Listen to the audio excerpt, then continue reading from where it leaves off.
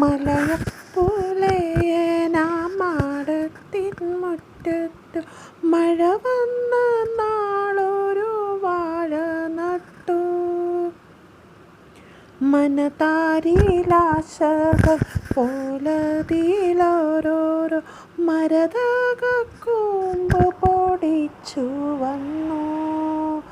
അരുമക്കിടാങ്ങളിലൊന്നായതിനെയും അഴകി പുലക്കള്ളിയുമെനിച്ചു.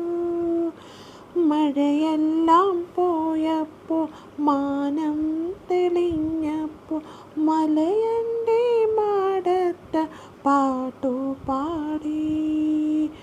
മരമെല്ലാം പൂത്തപ്പോൾ കുളിർക്കാറ്റു വന്നപ്പോൾ മലയൻ്റെ മാടവും പൂക്കൾ ചൂടി.